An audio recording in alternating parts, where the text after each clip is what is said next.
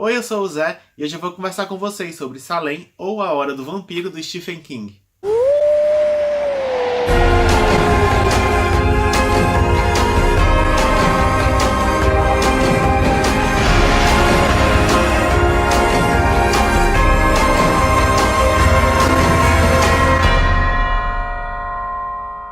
Salem foi publicado pela primeira vez em 1975 e ele foi o segundo romance a ser publicado pelo Stephen King, logo depois de Carrie, acho que um ano depois. Mas aqui no Brasil ele foi lançado pela primeira vez com o título A Hora do Vampiro, porque naquele tempo, acho que nos anos 90, final de 80, alguma coisa assim, tava naquela moda A Hora do Pesadelo, A Hora do Lobisomem, A Hora do Espanto, e aí lançaram um livro como A Hora do Vampiro, acho que para vender mais.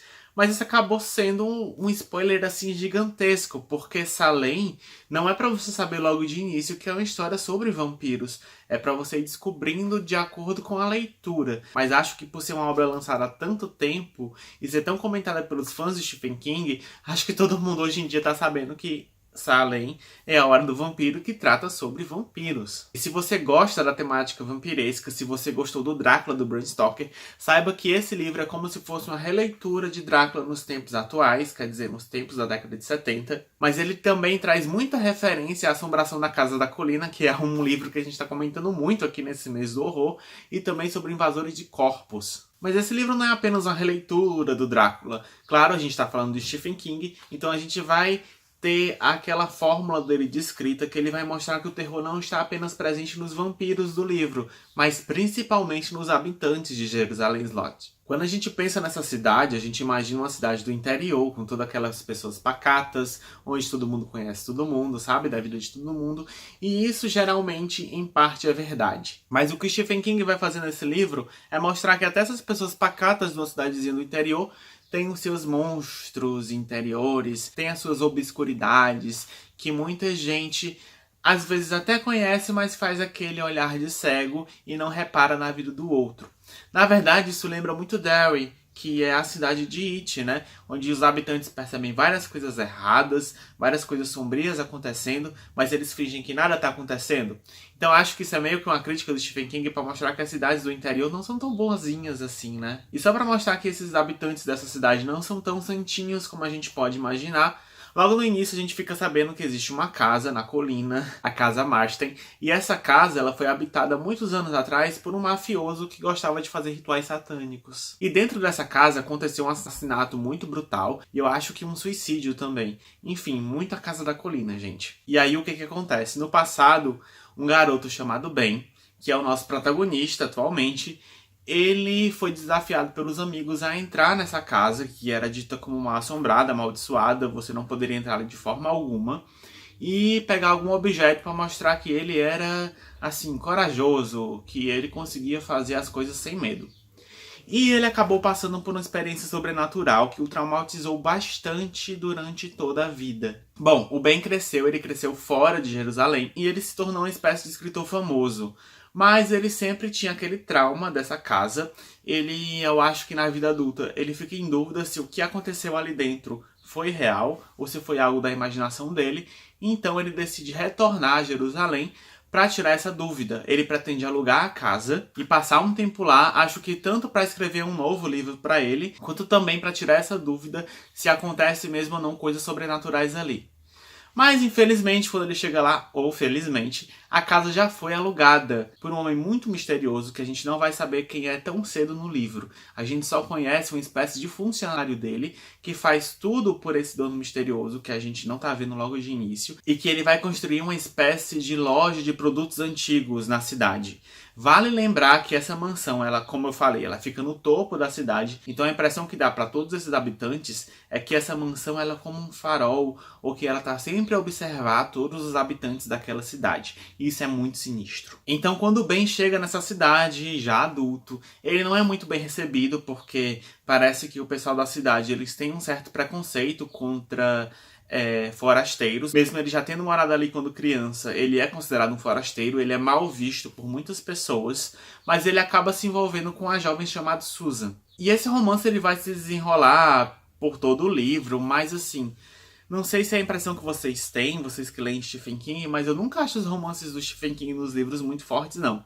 Eu acho que esse aí não é o ponto forte do autor. Mas um fato importante é que com a chegada desses 3 forasteiros, né, o Ben e esses 2 homens que alugaram a casa, coisas estranhas começam a acontecer nessa cidade. E coisas estranhas com muita gente. Acontecem coisas estranhas com crianças, com adultos, pessoas ficam com uma espécie de doença que elas vão se tornando cada vez mais anêmicas, tem outras pessoas que somem, outras pessoas que aparecem realmente mortas, assim, pra todo mundo ver. E a gente não sabe o que é que tá acontecendo ali. É como se fosse uma espécie de mal, uma espécie de doença que ela vai crescendo dentro da cidade e você vai percebendo na leitura do livro que isso acontece com uma pessoa, depois com 2, com 4, com 8, com 12, e essa coisa vai se alastrando e vem esse ritmo de tensão que eu acho que é uma das coisas mais legais nesse livro. E é uma das coisas também que eu acho muito interessante porque lembra Invasores de Corpos, aquela coisa que a gente não sabe o que está acontecendo e vai acabando com todo mundo, e você fica naquela tensão, ai meu Deus, o que é isso, o que é isso, o que é isso, mas infelizmente o spoiler de que são vampiros já tá super divulgado, então perde muito dessa graça. Mas se você gosta dessa temática, também é muito gostoso de ver esse mal se alastrando. Porque lembra muito os filmes dos anos 80, né? O livro foi escrito em 75, mas ele é muito cinematográfico. Parece que você está lendo o roteiro de um filme dos anos 80. E assim como Drácula, uma espécie de tipo de equipe caçadora de vampiros vai se formar no livro. Pelo Ben, pela Susan, pelo padre da cidade, pelo professor da universidade, não sei se é a universidade, e até uma criança prodígio, vão fazer parte dessa turma que vão começar a desconfiar dos fatos, eles não vão fechar os olhos, eles vão se reunir, vão conversar, e eles vão acabar descobrindo no decorrer do livro que existe um mal maior ali e vão se juntar para combater esse mal. Mas vale ressaltar que muito mais assustador que os vampiros são o que a gente descobre de cada morador dessa cidade.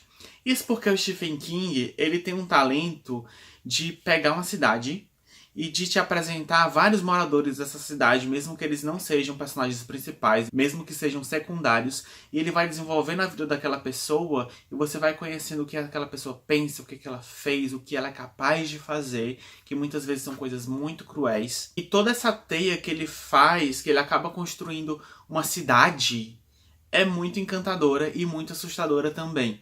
Eu acho que um dos temas mais fortes nesse livro, acho que deve ser o abuso infantil. Eu acho que o abuso infantil foi o que mais me chocou nesse livro, principalmente certas violências que acontecem com crianças e até com bebês também, que eu achei muito fortes e acho que muito mais grave, muito mais aterrorizante do que os próprios vampiros atacando as pessoas. Mas a parte dos vampiros também dá muito medo. Principalmente os vampiros que são crianças. Os vampiros crianças, gente, são assustadores. Acho que eu tenho algum problema com criança, né? Criança sendo espancada, criança sendo endemoniada. Tudo isso me dá medo.